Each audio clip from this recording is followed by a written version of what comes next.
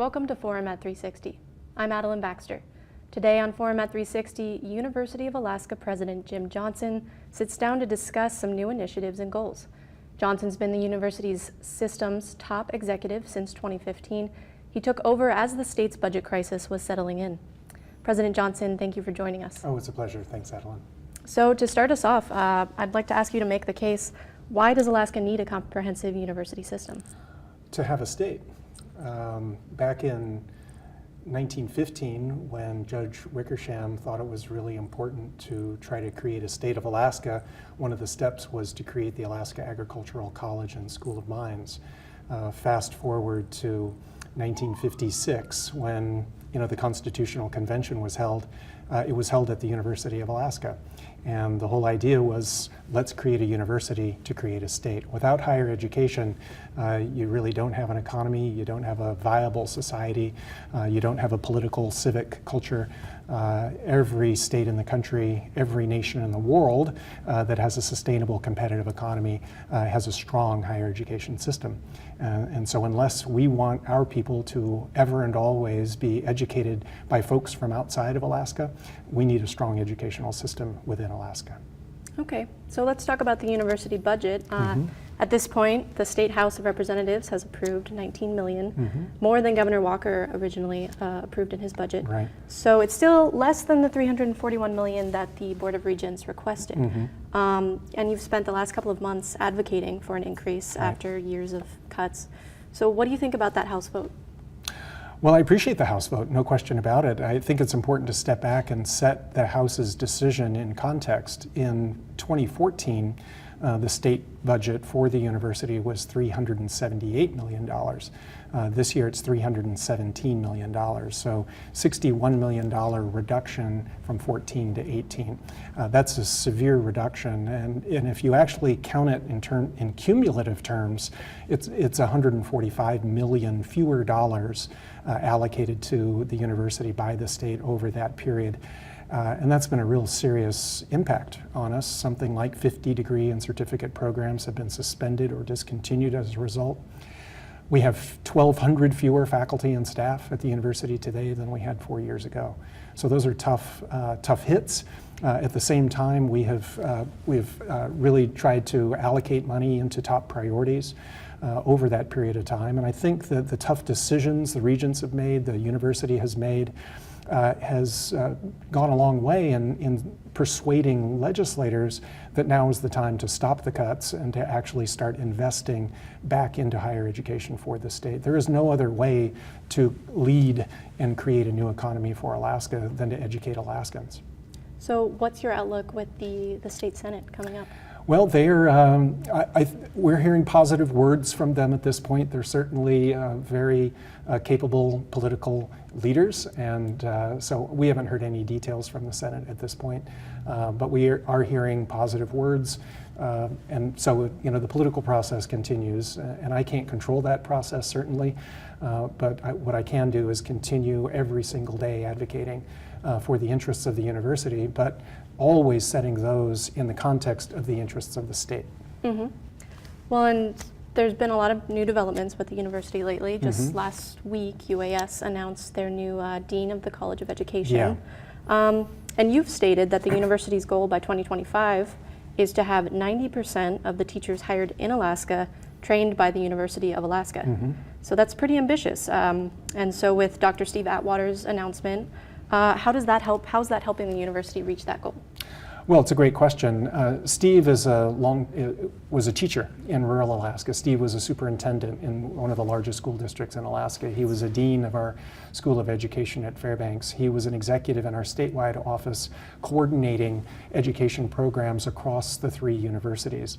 Steve is extremely well prepared to coordinate, align our 3 teacher education programs, Fairbanks, Anchorage, and Juneau, to meet those needs, communicating, collaborating with superintendents all across the state, getting young people excited about education, going into the schools and recruiting high school kids, getting them excited about teaching as a career. There's no more important job in Alaska, in my view, than teachers.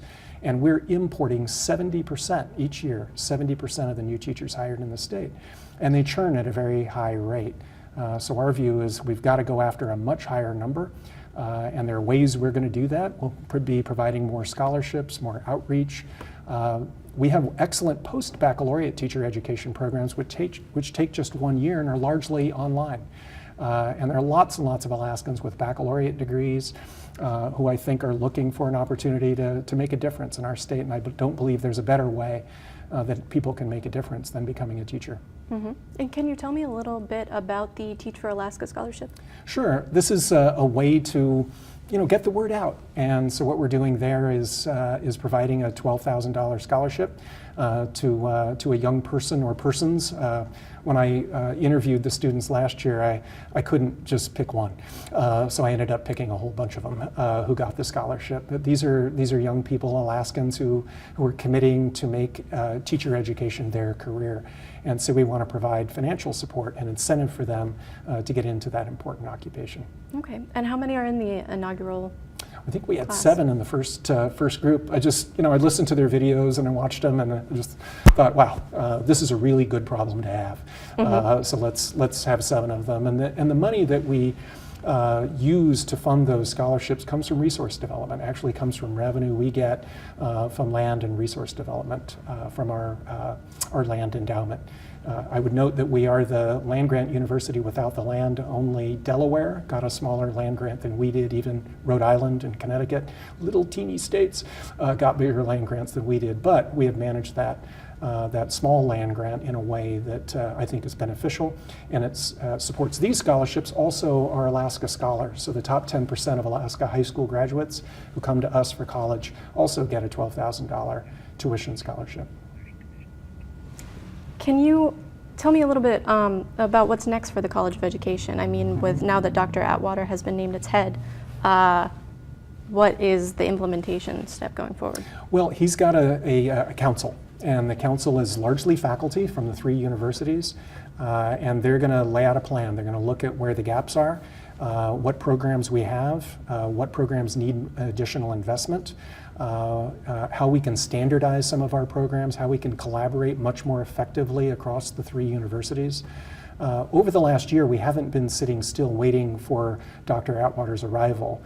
So we've pulled all of the education faculty across the state together and already begun to make progress on collaboration. And that, I think, is a very positive thing. Doing research together, developing programs, delivering those programs together. So these are first steps at this point. I think one of the big things we need to do really is get the word out. And so recruiting and marketing. I think over the years when money was really good in Alaska, we probably didn't do all we could to reach out and market. And so we're stepping up to do much more of that. Okay. Well, and since this College of Education was one of the facets of strategic pathways, yeah. That comprehensive cost-saving measure for the university in light of all of the budget cuts. And now the Strategic Pathways plan is in its 3rd and final phase, is that correct? Yep. Okay. And so I just, over the past year, you've been doing a lot of work with it. And a year ago, I think that the Strategic Pathways, all the changes, did lead to some controversy with the UAA and UAF faculty senates voting no confidence in your leadership abilities. But in the time since then, it seems like more people have come on board with the plan. Can you give us a little bit of an update on what remains with that plan? Well, sure. Very good question. Strategic Pathways was a way not only of figuring out how we could reduce costs, but also to enhance performance. And looking organizationally, structurally at the university. Do we need 3 of this? Do we need 15 of that? Do we need 2 of these? Are we better off with 1 or 6? Those sorts of questions. So we identified 22 areas of administrative areas and academic areas. We brought together 230 faculty, staff, and students to work on those 22 teams from across the university system and also community people. And they generated a bunch of options, about 100 options across the 22 areas. And then the regents and I worked on those and made decisions. And so decisions have been made in all 22 areas in 3 phases of the pathways process that you described. And now all of those decisions are in implementation mode. So I've set up councils, inter-university councils. They all have a charter, they have a work plan, they have a scorecard, and they meet and report out every single month on the progress they're making toward implementation of the decisions that came out of the Strategic Pathways process. Some of those decisions were pretty dramatic, no question, and controversial. The teacher education one is an example. Others are going to be very, very important as well. This doesn't sound too cool perhaps, but do we need 3 procurement offices and 3 procurement processes? We buy $200 million worth of stuff a year. How about 1? Do we need 3 grants and contracts offices? Do we need 3 fill in the blank, really? And so in some cases, the answer is absolutely yes. And in other cases, no, 1 will do, because we don't need 3 in order to recruit more students, to get more research grants, to graduate more students on time, to meet the needs of the state. So backroom administrative functions, we can really consolidate, use technology to make progress. So the work continues, no question about it. But I think the big value of the process is not this decision or that decision, this change or that one, but bringing together that group of people to work on a common set of challenges together. And I think that builds a foundation for continued work as we move forward. The regents have also set very clear strategic goals for us. And so it's on the foundation of that Strategic Pathways process that we're now positioned to go after those strategic goals. Mm-hmm. It's an interesting challenge because I imagine there are universities or other types of public systems around the country that have tried to consolidate in similar ways. Mm-hmm. But I've heard you talk about the scope of Alaska and the size of this university system and the challenges that presents. Can you talk a little bit about sort of the geographic challenges in consolidating programs like this? Well, geography is an interesting fact, right? You have it. And we love Alaska and its geographies, southeast here where we are today, and the interior, south central, western, et cetera. It's a beautiful, beautiful place. And I think it's a great thing about the university that we have 15 campuses, 3 universities in big cities and then 12 community campuses. But to your point, our Ketchikan campus is 1,342 miles from our Kotzebue campus. That's a long way. When I meet with other university presidents around the country to describe our geographic situation, I hold out the Alaska hand, right? And we all know that we touch the Atlantic and we touch the Pacific. But if I were to transpose Alaska and the university system onto the lower 48 states, we'd have a campus in South Carolina, we'd have a campus in Iowa, we'd have a campus in South Dakota, we'd have a campus in Oklahoma, we'd have a research vessel operating off the coast of Montana, and we'd have a world-class Arctic research facility in Wisconsin. Half of our campuses are not, you can't get to them by land. So that is all a challenge, but with connectivity, with people working together, we can build those connections and those bridges. And by bringing people together, sometimes you have to do it face-to-face to build those relationships so people know what they're working toward, which is a common goal of serving Alaska's higher education needs. Well, now I'd like to get to some questions from a local school board president. Oh, great. He wasn't able to join us today, but he had a couple of pressing questions that he wanted to share. His first question was something you've touched on a little bit with the College of Education. Research shows that the earlier we invest in talent development, the higher the return on the investment. What is the role of the university in supporting early education and the K-12 system? Well, super question. One is to train the people who do that work. I mean, that's the simplest thing we do. So we train early childhood educators and we train K-12 educators. So going back to what I mentioned, we need to train a whole lot more of those so that those folks are ours. They understand our communities. They understand our cultures here in Alaska. They're part of the community as opposed to people who land, don't get along perhaps, they don't like the winter, the rain, or whatever it might be, and they're back out in Montana or Oregon, something like that. So that's a very important thing we do. I think too, in terms of our ability to do that effectively, we have to understand the unique cultural conditions sometimes here in the state. They're very effective teachers. They may not be credentialed teachers in a rural community.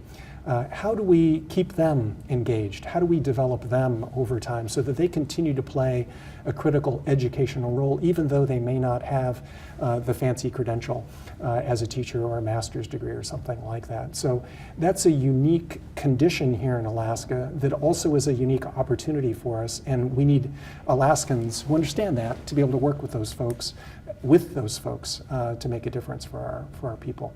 So, it's a fundamental relationship. I meet often with the Commissioner of Education. We're working with K-12 in very powerful ways on one concept is middle college high schools, which are very, very interesting. We have them in place now in Anchorage and in Mat-Su, and we're expanding that so that high school students who are ready for college can actually take those college courses. They will graduate from their own high school.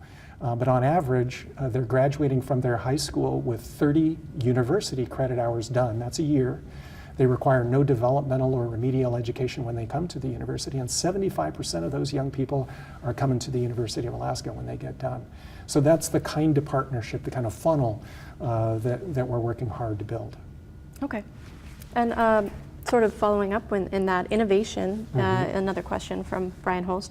Innovation is the main source and driver of growth in developed economies. So how does the university build Alaska and Alaskans' capacity to innovate? Yeah, super question. And Brian is a friend, and we work together on these innovation initiatives all across the state.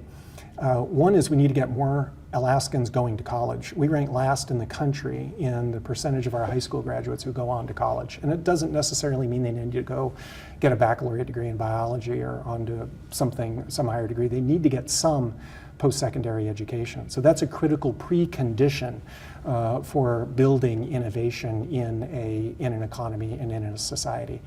A second thing is a focus on it, paying attention to it.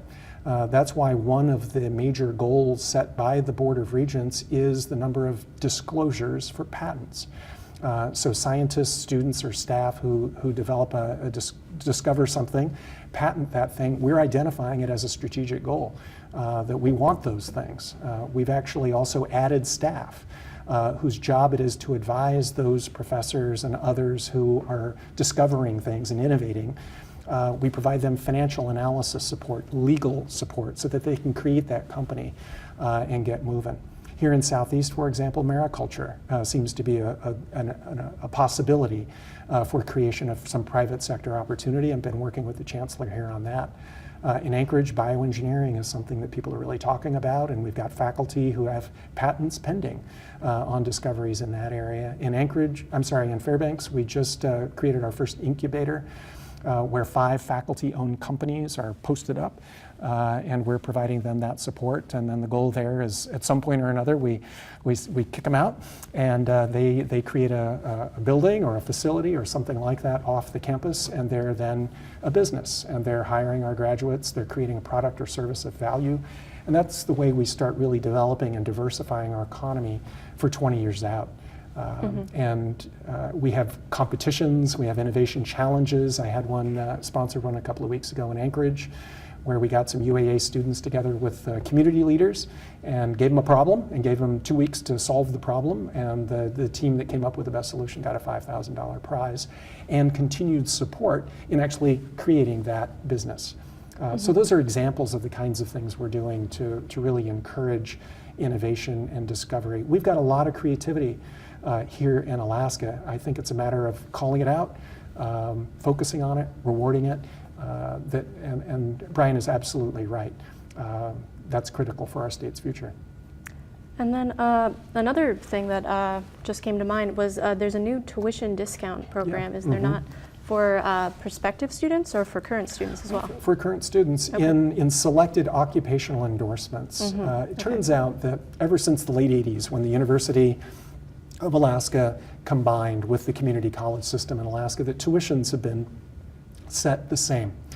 And that's not common across the country. Typically, university tuitions are higher than community college tuitions. And we've seen a decline in our community college enrollments. We're concerned about that. So compared to other community colleges, our tuition's high. Compared to other universities, our tuition's very low. So we thought, wow, we need to do something about that, not only to increase enrollment, And it's not just good for us, it's good for those young people then who have increased opportunities by virtue of that education they get. It's good for employers out there and our economy out there because we'll have more Alaskans skilled in those jobs. So we have identified about 100 occupational endorsements, they're called, welding and a host of others all across the state. And those will be eligible for a 25% tuition discount starting in the fall. And hopefully that'll encourage some folks to come. We're ready, we're excited to have them here. And then we'll see how that goes over time. It's a pilot at this point. And if it works out as intended, we'll keep going. Okay, great. Well, now I'd like to take an opportunity to go to our audience question. We have Owen, member of the audience, with a pressing question she'd like to ask. Hi, my name is Brenda Taylor, and I'm a parent here in Juneau, and I'm also the co-chair of the Juneau STEM Coalition, and I actually work with Brian Hulse quite a bit in terms of how do we get more STEM experiences for more kids in Juneau, inside and outside of school. And so I definitely agree. I'm excited to have more teachers being prepared within the UA system. Yep. I'm also curious about how, if you have ideas about how the university can be working with 0 through 18 in terms of not just the teachers when they get trained in the beginning, but what kind of ongoing experiences can we have for other teachers? How can we have more UA people in our classrooms working with teachers, developing curriculum around STEM, like some of the more broad feelers, and how are there ways to get community, get more community input on, boy, how could we use the university in our schools and for our kids? It's a super question, really going to the fundamental relationship between a university and its community. And so there are examples, and I bet you know of them, of faculty who are in our classrooms. And of people in agencies. I think particularly here in Juneau, there are a lot of scientists in agencies, Fish and Game or Department of Environmental Conservation, Department of Transportation, et cetera. How can we strengthen internship opportunities there? In other parts of the state, certainly we have similar opportunities, but we have opportunities more with the private industry, so oil companies, telecommunications companies, and that sort of thing, to try to build that connectivity. I think it's a matter of making it a focus. We do have some who do it, but we need to encourage more to do that and support them in doing it. I think sometimes what happens though when budgets get cut back, people sort of crunch down a little bit and they focus in on what they can, and we end up without the capacity to respond, the capacity to build those relationships and build those connections, because we're back down to just teaching that class or meeting that research grant or something along those lines. So a lot of what is actually in our budget request is for staffing to do just the kinds of things we're talking about. We also have, our faculty do have not only a teaching responsibility, a research responsibility, but many of them have a service responsibility within the university, but also in the community. And I think creating more of these opportunities and again, celebrating them will attract more faculty to do that kind of work. So those are some examples. I think too, maybe one little bit of a silver lining to the dark cloud of these budget reductions is more of a sense of urgency and a little bit more edge that some of our people have to getting out there and trying some things and doing things that they haven't done in the past. And so I think that by having teacher education, by having innovation and research as 2 of the top 5 goals, that's communicating that these are important for us, and that's where the money is going to be. So if you want to have a play, if you want to have a part in programs that are getting funded and growing, then this is how you do it. So it's a great question. Thank you. Well, with the 2 minutes we have left, I have one final question for you. So if you can just briefly tell us why Alaskan students should choose the University of Alaska for college. Great question. So answer number 1 is access, access, access. We've got 15 campuses. Over 90% of Alaskans can go to one of our campuses. We also have over 100 completely online programs. So even if you're in Kivalina or in Saxman or wherever you are in the state, you can have access to programs. 2 is affordability. Our tuition is low. We're about 20% under the Western states' average public university tuition.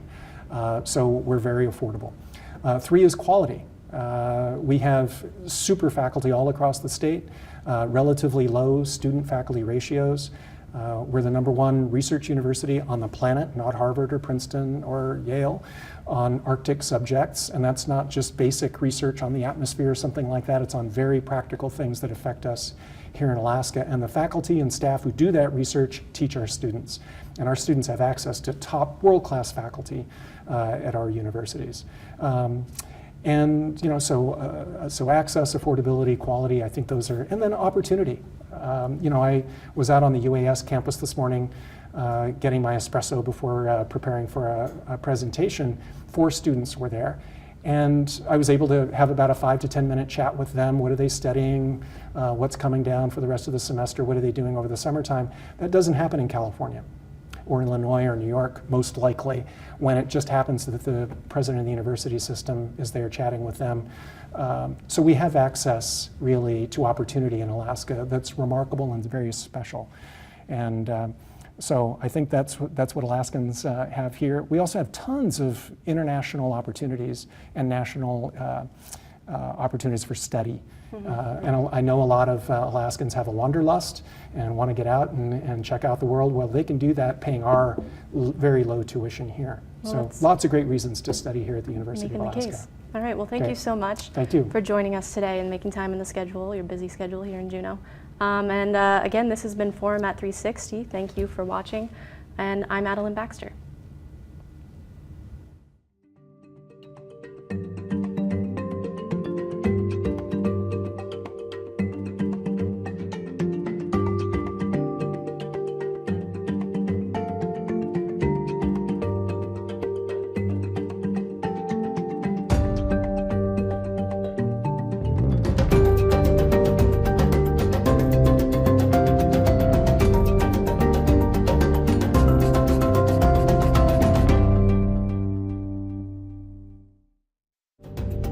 Funding for Forum at 360 comes from Rainbow Foods of Juneau.